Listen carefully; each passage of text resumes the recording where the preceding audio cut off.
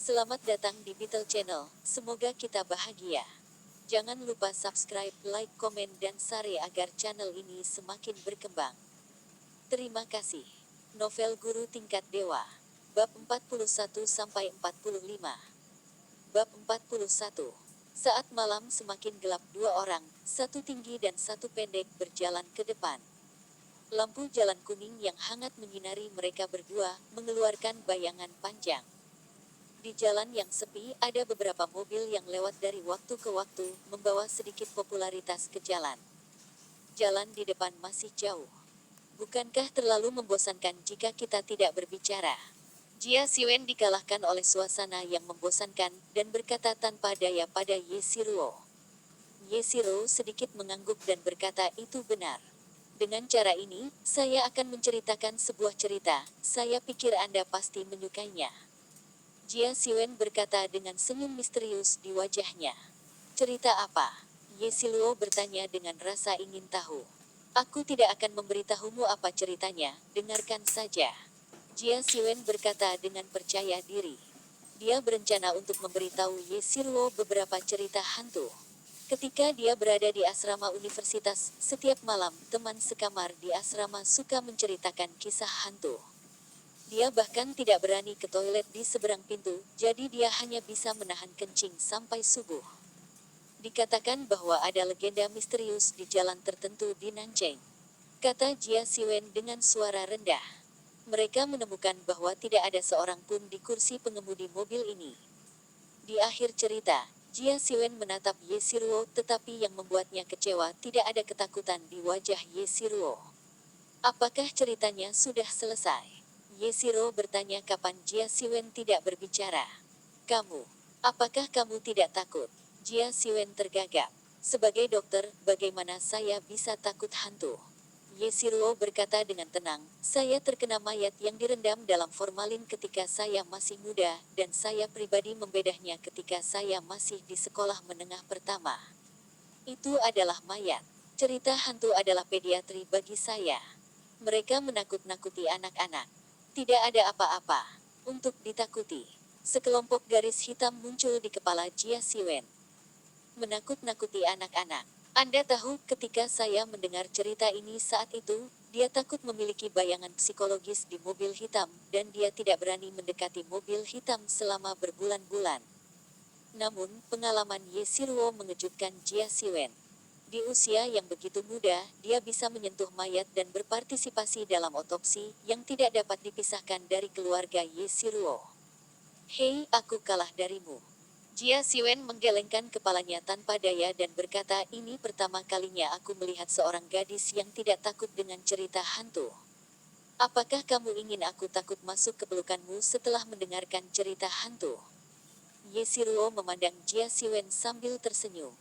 Jia Siwen tertegun sejenak dan segera mengangkat kepalanya untuk melihat ke langit dan berkata, oh, bintang ini bagus malam ini, alangkah baiknya jika lebih cerah. Bintang? Dari mana asalnya?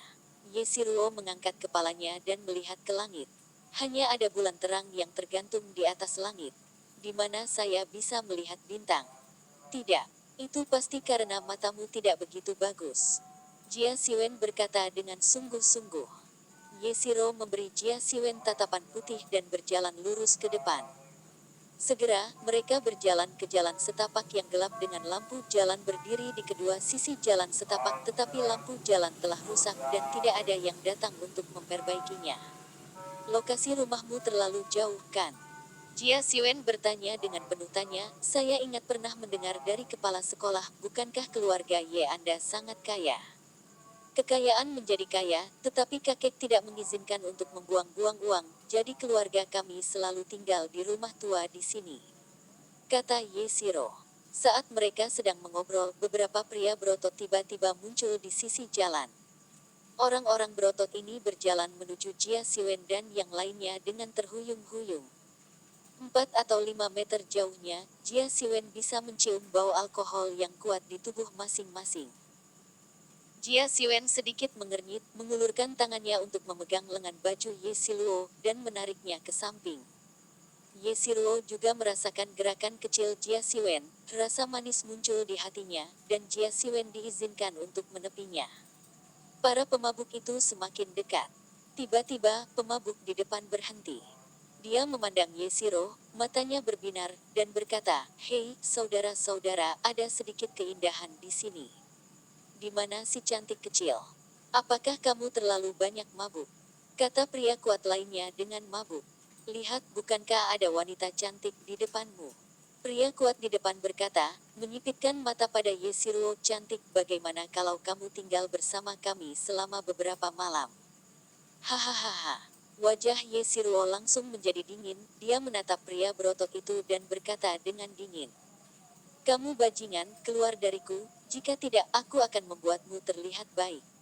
"Hehe, kamu hanya perlu terlihat baik." Tepat ketika tangan pria kuat itu hendak menyentuh Yeshiro, sebuah telapak tangan putih terentang dari samping dan meraih pergelangan tangan pria kuat itu. Pria berotot itu berjuang keras tetapi menemukan bahwa dia tidak dapat melepaskan diri dari belenggu telapak tangan itu. "Siapa?" Orang kuat itu sangat marah, dan anggur menjadi mabuk. "Di malam besar, beberapa anjing menggonggong di sini, tidakkah kamu bergegas kembali?" Jia Siwen berkata dengan dingin. "Haha, nak, apakah kamu masih ingin menjadi pahlawan untuk menyelamatkan Amerika Serikat? Jangan lihat berapa banyak kucingmu." Pria kuat lainnya berkata sambil mencibir, "Kami dari tim angkat besi kota. Hanya kotak kecil Anda. Angkat tangan Anda, percaya. Kalau begitu kamu harus mencobanya." Jia Siwen mencibir. "Huf, coba-coba, lihat Lauzi melemparmu sampai mati." Pria kuat itu berjalan menuju Jia Siwen dengan langkah yang mengejutkan. Meskipun tingginya sama dengan Jia Siwen, beratnya lebih dari 2 kali lipat dari Jia Siwen. Lengannya lebih tebal dari paha Jia Siwen, dan semuanya tinggi dan berotot. Melihat pria berotot yang tampak seperti menara besi, Yeshiro merasa sedikit takut di hatinya. Dia tanpa sadar menjabat tangan Jia Siwen, matanya penuh kekhawatiran. Jia Siwen balas tersenyum pada Yeshiro, menunjukkan bahwa dia tidak perlu khawatir. "Oh, apakah kamu menggoda kekasih kecilmu?" Dengan senyum cabul di wajah pria berotot itu, dia mengulurkan tangannya dan menepuk Jia Siwen. "Jangan melihat ini sebagai telapak tangan, tetapi jika tembakannya kuat, bahkan orang dewasa akan ditembak langsung ke tanah. Bagaimanapun, mereka berlatih angkat besi, dan kekuatan lengan mereka jauh melebihi orang normal. Sayangnya, mereka bertemu." Jia Siwen bab 42. Mata Jia Siwen tertuju pada tangan besar yang terentang. Ketika tangan besar itu akan jatuh pada Jia Siwen, telapak tangannya langsung keluar, seperti ular berbisa yang keluar dari lubang, dan langsung menangkap pergelangan tangan pria kuat itu. Retakan. Telapak tangan Jia Siwen tiba-tiba mengerahkan kekuatan, dengan kuat menekuk pergelangan tangan berotot itu, dan memutarnya dengan santai. Dengan suara nyaring, tulang-tulang pria berotot itu langsung ditarik dan terkilir oleh Jia Siwen. "Apa?" Rasa sakit yang hebat merangsang saraf otak pria berotot itu, dan dia membuat teriakan keras di mulutnya, mencengkeram telapak tangannya erat-erat, seolah-olah telapak tangannya patah. Jia Siwen menatap pria berotot itu dengan heran. Dia hampir menggunakan kekuatan penuhnya sekarang, dan dia hanya dislokasi pergelangan tangan lawan, dan kebugaran fisik lawan terlalu kuat. Jika ini digantikan oleh orang biasa, tulangnya pasti sudah dipatahkan oleh Jia Siwen sejak lama. Persetan. Wu tua. Melihat rekan mereka terluka, sebagian besar pria kuat lainnya terbangun dari alkohol, dan mereka bergegas untuk memeriksa situasi rekan mereka. "Aku baik-baik saja." Tangan terkilir. Pria berotot bernama Lau Wu menggertakkan giginya dan berkata, "Pergi dan tangkap anak ini, kamu harus membunuhnya." "Ini baik." Beberapa orang lain mengangguk satu demi satu, dan dengan cepat bergegas menuju Jia Siwen. "Pergi ke anak sialan."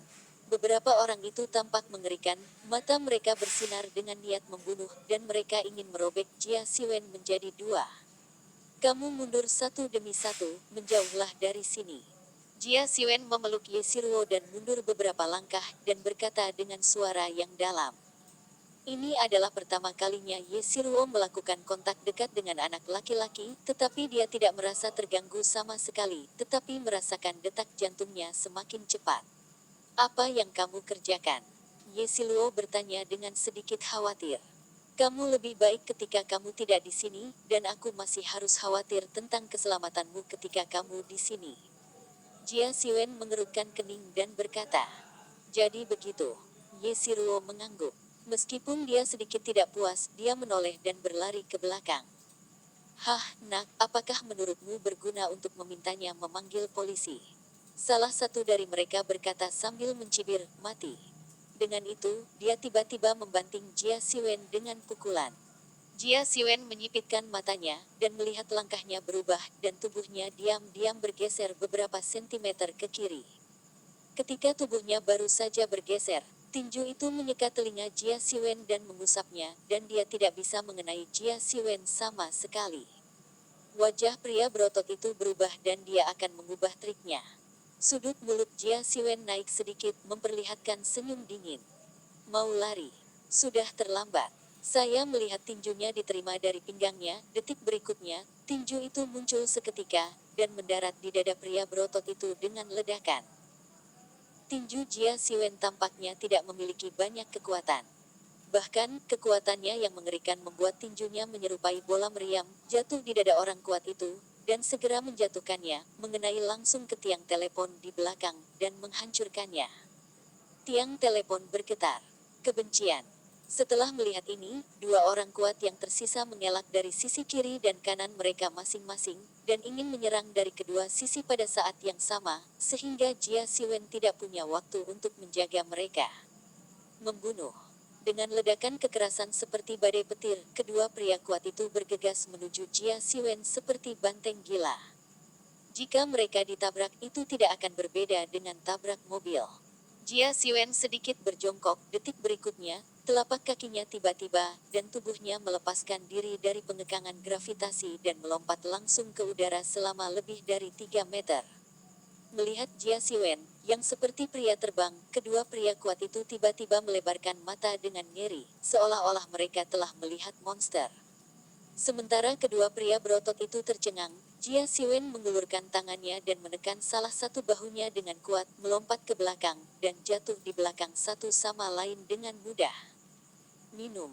Jia Siwen menggeram pelan, dan memukul pinggang pria berotot itu dengan pukulan. Ledakan. Ini adalah bagian tubuh manusia yang sangat rapuh, dan jika dipukul dengan keras ia akan langsung mati. Namun, Jia Siwen menarik sedikit kekuatannya dan jatuh pada pria kuat itu.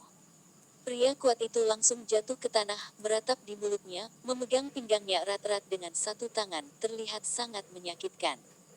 Melihat bahwa Jia Siwen begitu mudah untuk menyelesaikan serangan mereka berdua, hati orang yang tersisa sudah penuh ketakutan, dan retret muncul. Tiba-tiba, dia melihat Ye Siruo yang tidak jauh darinya. Senyum ganas muncul di wajahnya, dan dia bergegas menuju Ye Siruo dengan cepat. Ketika Jia Siwen menyadari niat pihak lain, wajahnya berubah, dia tidak bisa lagi mengurus semuanya, dan bergegas menuju Ye Siruo dengan kecepatan tercepat. Tapi Jia Siwen mengambil langkah lebih lambat, dan dia tidak punya cara untuk mempercepat, dia hanya bisa melihat pria berotot itu semakin dekat dan dekat dengan Ye Siruo. Mata Ye Siruo penuh ketakutan. Dia melihat orang itu semakin dekat, tetapi kakinya sepertinya telah mengakar di tanah, dan dia tidak bisa berjalan jika dia mau. Jangan biarkan orang itu mendekati Ye Siruo. Pada saat ini, Jia Siwen hanya memiliki ide ini di benaknya, tetapi dia setidaknya berjarak 5 meter dari lawan, dan keterampilan menjadi seringan yang tidak dapat membuatnya mempercepat. Mata wawasan. Jia Siwen menggertakkan giginya dan bergumam dalam hati. Sekarang semuanya hanya dapat bergantung pada apakah Eye of Insight dapat menemukan kekurangan pihak lain. Saat mata wawasan terbuka, Jia Siwen langsung merasa bahwa sekelilingnya menjadi lebih cerah, dan kegelapan tidak lagi memengaruhinya. Dia menatap pria berotot itu, lintasan gerak pihak lain muncul di benak Jia Siwen. Jia Siwen memikirkan beberapa cara tetapi tidak bisa menghentikannya sebelum pihak lain bertemu Ye Siruo. Tiba-tiba, Jia Siwen melihat tiang telepon di sampingnya. Kamu adalah orangnya. Sosok Jia Siwen melintas dan dia datang ke tiang telepon dalam sekejap mata. Dia melihat kakinya menendang keras dan dengan bantuan kekuatan rebound, tubuh karakter itu seperti bola meriam dan langsung berlari ke lawan. Ledakan. Jia Siwen tiba-tiba bertabrakan dengan pria berotot itu. Pria berotot itu dipukul oleh Jia Siwen dan mundur beberapa langkah, tetapi Jia Siwen merasa lengannya akan patah. Kebugaran fisik ini masih terlalu buruk. Jia Siwen mengertakkan gigi dan bergumam. Jika dia telah mencapai ranah pemurnian tubuh sekarang, di mana hal itu harus begitu merepotkan. Tetapi pada saat ini, aliran udara hangat mengalir keluar dari dantian Jia Siwen dan dengan cepat mengalir ke lengannya. Dia segera merasa bahwa rasa sakit di lengannya sangat berkurang. Hati Jia Siwen tergerak, dia tahu ini adalah aura yang dia hirup sebelumnya. Dia mengibaskan telapak tangannya. Meskipun lengannya masih agak aneh, tidak masalah bagaimana dia menggunakannya. Bab 43 Pria berotot itu terpana oleh Jia Siwen. Dia berdiri dan mengusap kepalanya. Dia merasa otaknya masih sakit parah. Ketika dia sadar kembali, dia melihat bahwa Jia Siwen sudah berdiri di depan Yeshiro. Jika dia masih ingin melakukan sesuatu dengan Yeshiro sekarang, dia pasti akan berada di mulut. Jika kamu masih ingin melakukannya, aku tidak keberatan tinggal bersamamu. Jia Siwen menatap pria berotot itu dan berkata. Meskipun Jia Siwen terlihat sedikit kurus, dia baru saja melakukan gerakan bersih dan meninggalkan kesan mendalam pada pria berotot itu. Setelah kebuntuan beberapa saat, pria kuat itu melangkah mundur, matanya dipenuhi keraguan. Kamu menunggu. Pria berotot itu meninggalkan kata-kata kasar dan melarikan diri dengan cepat, bahkan saudara-saudaranya tidak peduli. Ayo pergi. Melihat pria kuat itu telah pergi, Jia Siwen berkata dengan tangan Yeshiro.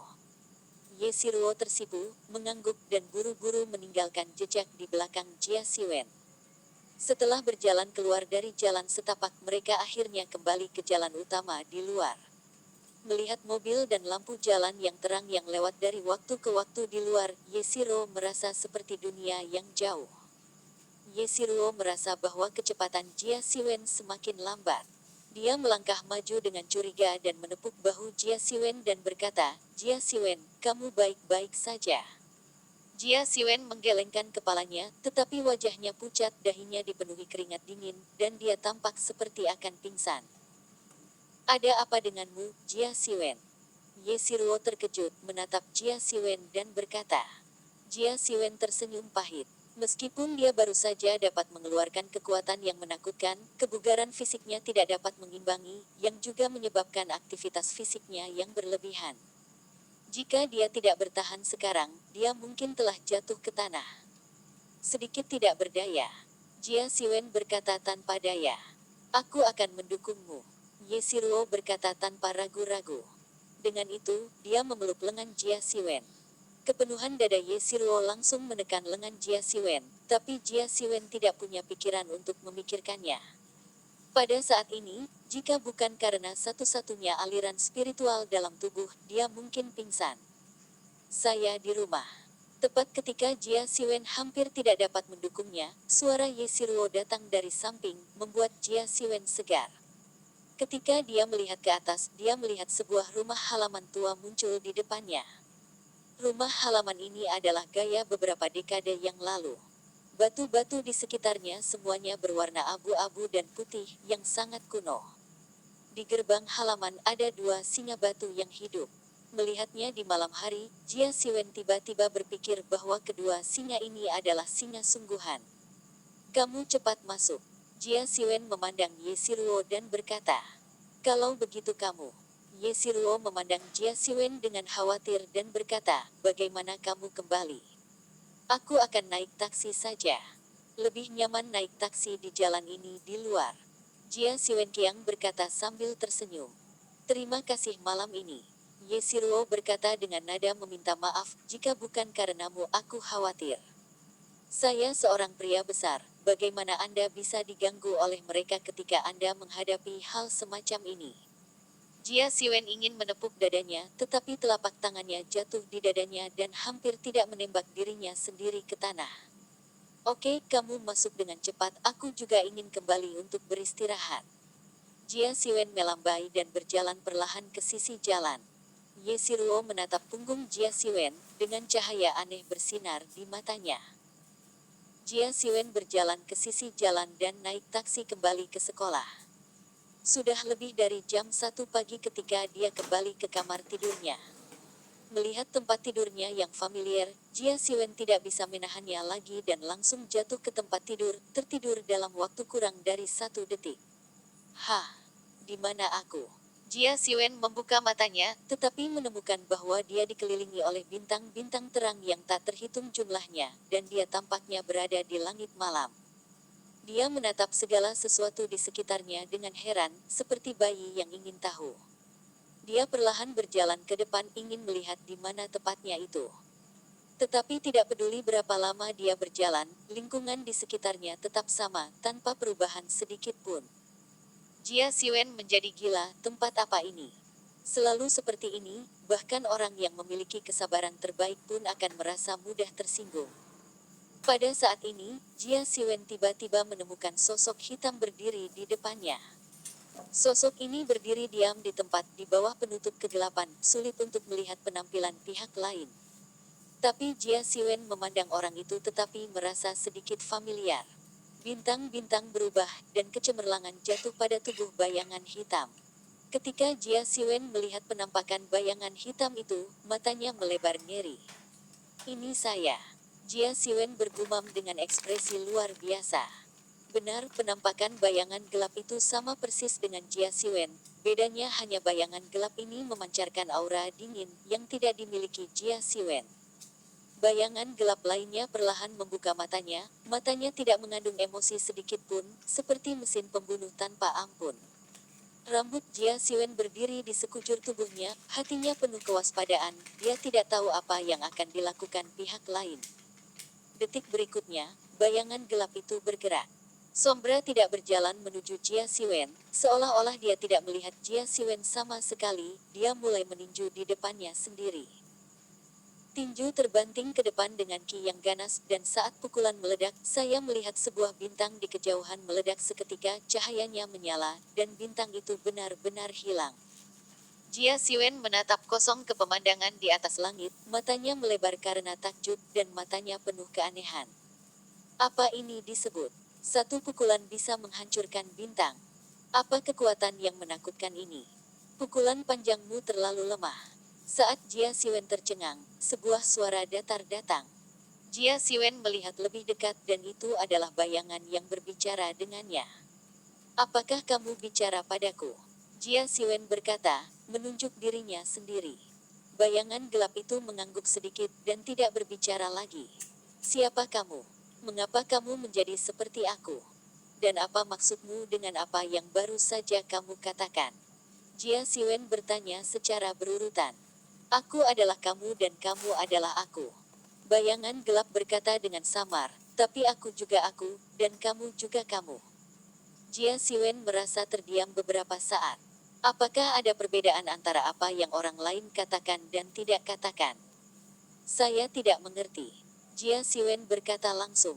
Kamu tidak perlu memahami arti kalimat ini sekarang, kamu secara alami akan memahaminya nanti. Bayangan itu berkata dengan ringan. Jia Siwen sangat tidak berdaya, pihak lain berbicara seperti seorang tahu tua, dan dia tidak bisa bertanya apa-apa. Bab 44. Karena kamu tidak ingin mengatakan sesuatu, maka kamu selalu bisa memberitahuku, mengapa kamu mengatakan bahwa tinju panjangku lemah. Jia Siwen menatap mata orang lain dan berkata, dia ingin melihat sesuatu di mata orang lain. Tapi mata orang lain masih setenang air, seperti lubang hitam, mencoba menelan jiwa Jia Siwen. Jia Siwen buru-buru menoleh dan tidak menatap mata orang lain. Untuk pria itu, dia sedikit cemburu. Tinju panjangmu hanya memiliki bentuknya, bukan dewanya. Bayangan itu berkata dengan ringan, mungkin Anda pikir tinju panjang Anda cukup kuat, tetapi jika Anda ingin menerobos ke tingkat berikutnya, itu akan memakan waktu setidaknya 3 hingga 5 tahun. Dibutuhkan 10 tahun untuk berkultivasi ke puncak. Apakah Anda pikir kamu masih punya waktu untuk mengolah hal-hal lain? Jia Siwen tercengang. Dia awalnya berpikir bahwa bakatnya sudah top notch, tetapi di mulut pihak lain, dia tampak bodoh tanpa bakat seni bela diri sama sekali. Awalnya, saya terlalu malas untuk mengurus ini, tetapi sekarang Anda memiliki tugas lain yang sulit. Jika kekuatan Anda terlalu lemah, saya hanya dapat melakukan sedikit bantuan. Saya harap Anda dapat memahaminya dan menantikannya. Saat dia berkata, ekspresi bayangan gelap itu menjadi dingin, kakinya terbanting, tubuhnya bergegas keluar, dan pukulannya terbanting ke depan. Meskipun pukulan ini tampak biasa dan biasa-biasa saja, itu sebenarnya cukup kuat. Ketika pukulan itu dijatuhkan, udara di depannya tiba-tiba mengeluarkan suara krek. Apa ini? Jia Siwen bertanya. Negara bagian tertinggi Cangkuan, betapa kuatnya itu? He Ying berkata dengan ringan. Ini adalah berapa banyak kekuatan. Jia Siwen tertegun sejenak dan berkata ini sepertinya tidak memiliki banyak kekuatan. Selama kamu berkultivasi ke seni bela diri tingkat tertinggi, kekuatan yang bisa diberikan jelas bukan apa yang bisa dipikirkan orang biasa. He Ying berkata dengan lemah, bahkan jika saya memberi Anda sebuah buku pergeseran besar, Anda tidak dapat berlatih karena Anda tidak memilikinya. Reiki Anda bahkan tidak dapat mengaktifkannya. Bahkan jika Anda dapat mengaktifkannya setelah berlatih, Anda akan melakukannya. Menguras dirimu terlebih dahulu, yang mengarah ke kematianmu sendiri. Tidak mungkin. Jia Siwen kehilangan suaranya. Bukan tidak mungkin. Kekuatannya tidak cukup. Akibat terlalu tinggi akan menyebabkan kematiannya sendiri. Sombra mengepalkan tinjunya dan berkata dengan ringan, dan kekuatan yang dapat ditunjukkan oleh seni bela diri dasar sampai batas tertentu.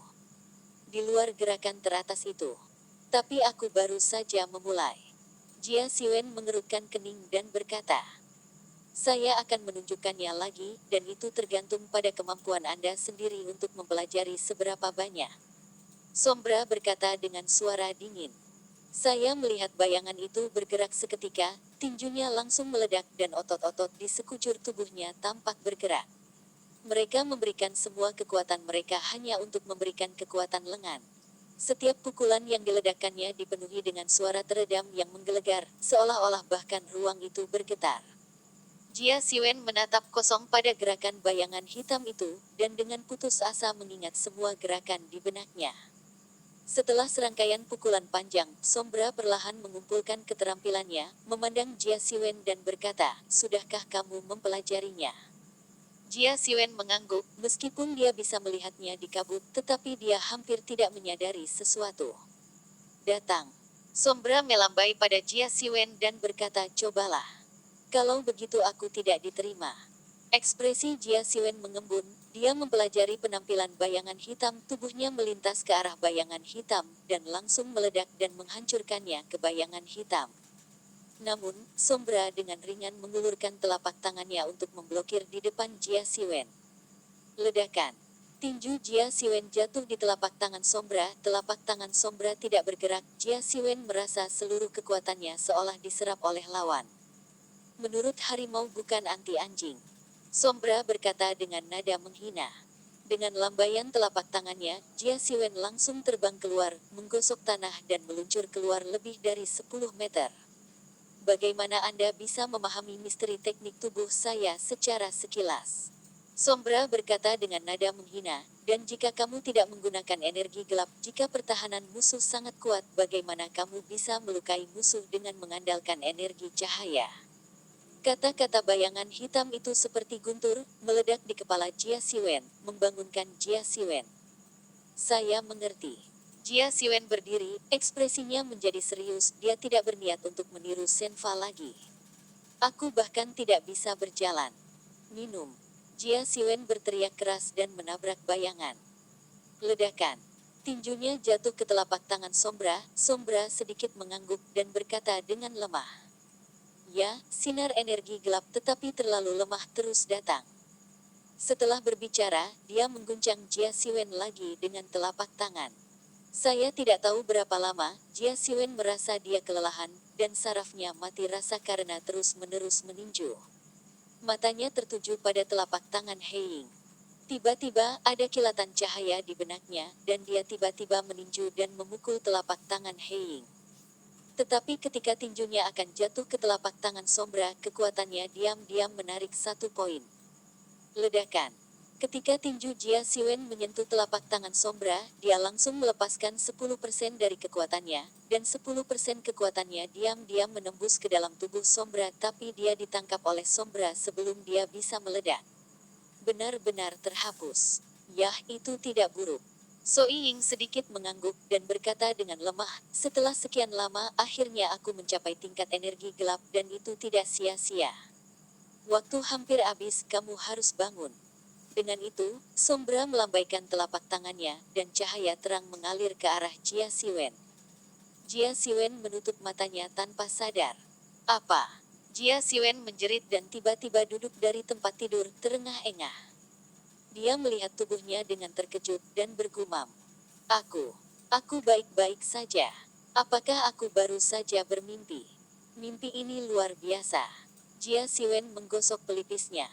Meskipun dia tidur tadi malam, dia masih merasa sangat lelah, seolah-olah dia telah berolahraga sepanjang malam. Dia mengangkat tangannya dan bergumam. Dalam mimpi saya telah mencapai tingkat energi gelap.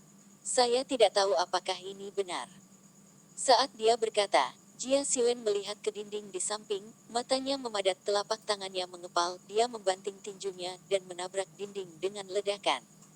Dia hanya menggunakan 20% pukulannya, dan dindingnya tidak terluka. Benar saja, mimpi adalah mimpi.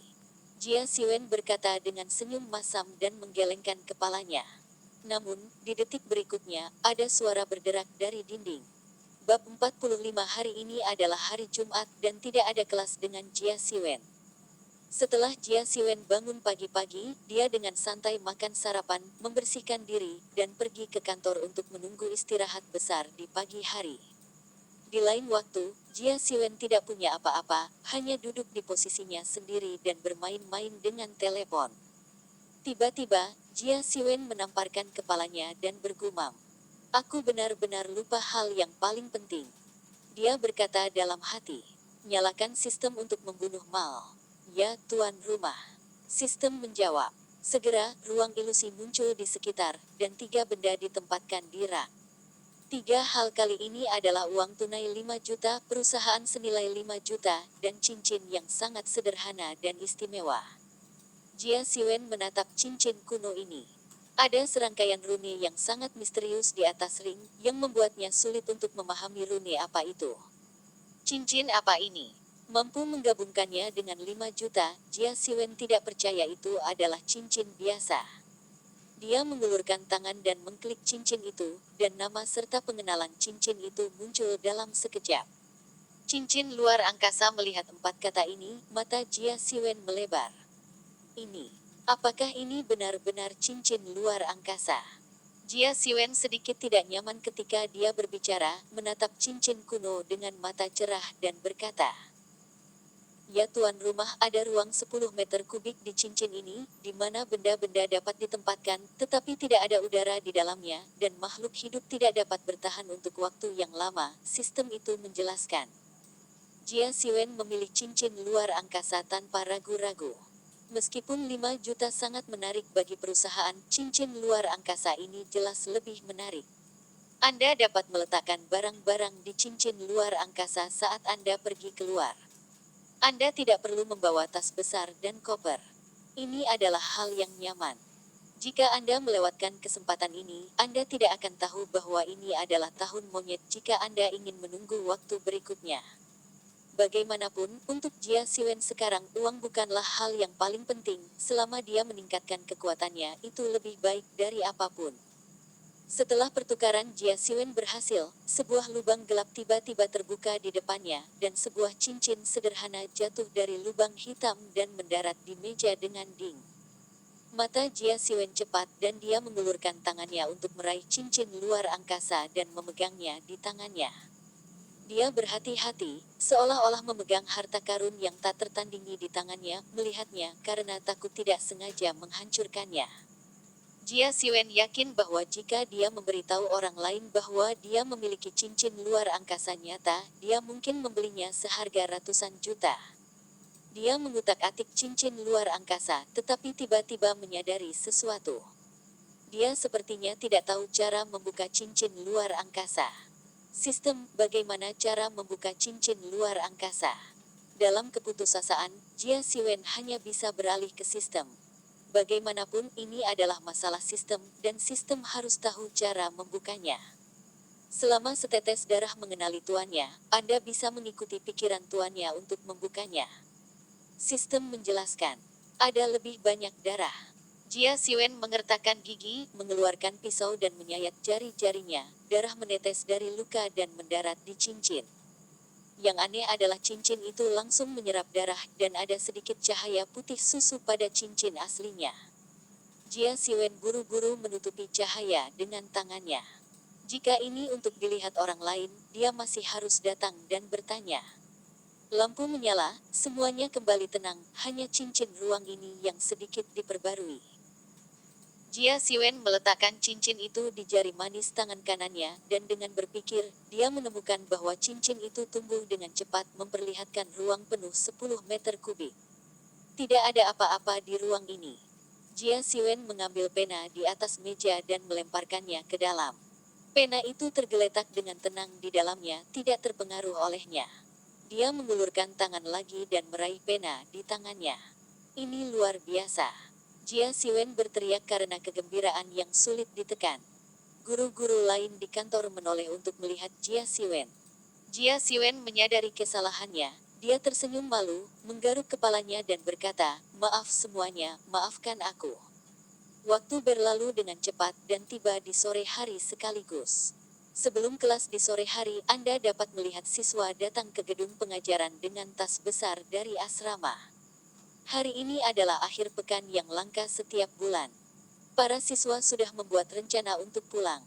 Melihat senyum di wajah mereka, Anda bisa tahu betapa mereka menantikan akhir pekan ini. Dan Jia Siwen telah mengemasi barang-barangnya dan meletakkannya di kantor. Sudah hampir sebulan dia tidak pulang. Ibunya telah berbicara tentang meminta dia untuk kembali minggu ini, mengatakan bahwa ada beberapa hal di rumah yang membutuhkan dia untuk membantu. Jia Siwen bersandar di kursi, menyipitkan matanya, beristirahat dengan tenang, menunggu sekolah. Cincin ling ling ling. Bel berbunyi setelah kelas dan teman-teman sekelas yang sudah tidak tahan untuk waktu yang lama tampaknya melarikan diri, mengambil tas besar dan panah kecil mereka sendiri untuk bergegas keluar dari kelas dan berlari keluar sekolah. Untuk sementara, gerbang sekolah menjadi tempat paling ramai, bahkan jika keamanan berharap untuk membuka gerbang itu tidak akan mampu mengeruk arus orang yang mengerikan. Jia Siwen berdiri di jendela dan melihat pemandangan ini, diam-diam terdiam, dia menggelengkan kepalanya tanpa daya, dia memilih untuk keluar nanti, sekarang dia hanya akan ramai di keramaian. Fang Xiyu keluar dari gerbang sekolah dari kerumunan dengan ransel di punggungnya. Dia tidak membawa terlalu banyak barang, karena dia sedang berlibur selama 2 hari, dan tidak ada gunanya membawa apapun. Ketika dia sedang berjalan di jalan jajanan di luar sekolah, beberapa mobil listrik tiba-tiba melaju dari kejauhan. Ketika Fang Xiyu melihat orang di depan, wajahnya tiba-tiba berubah. Karena pengemudi mobil listrik depan berada di komunitas yang sama dengannya, bernama Li Junhao.